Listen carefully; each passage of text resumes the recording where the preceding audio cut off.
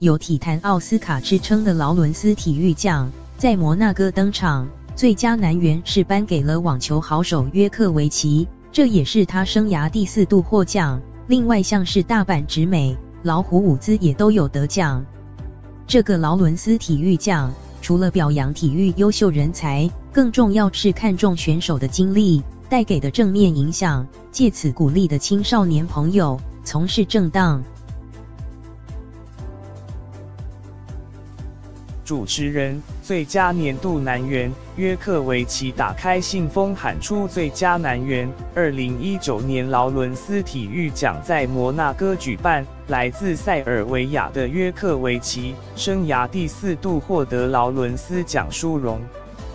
4度获奖的约克维奇，2018年不只赢得了温布顿网球锦标赛，更在美国网球公开赛夺冠，获得人生第14个大满贯冠军，让他击败 LeBron James、Kylian Mbappé 等强力竞争者，顺利获奖。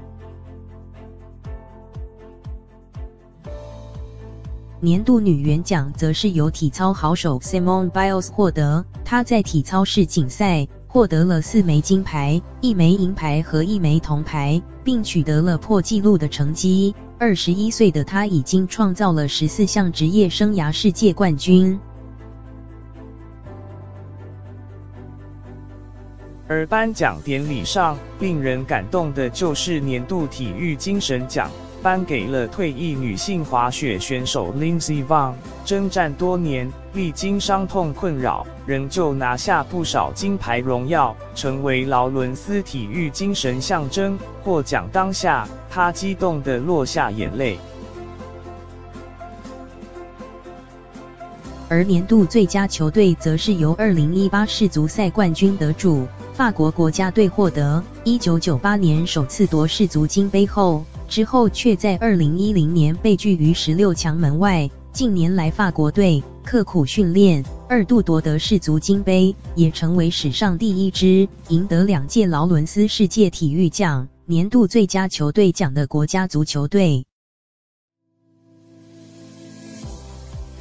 劳伦斯奖拥有体坛奥斯卡奖之称，开办20年来，每年表扬在体育有卓越表现的选手。更重要的含义是能透过这些选手表现，影响青少年，帮助他们正向发展。德国车商和劳伦斯共同推广实践 Sport for Good 的理念。根据统计，2018年全世界近30万名年轻人受益于40多个国家的160多项劳伦斯体育计划，用体育改变生命，结束暴力、歧视和不平等的待遇。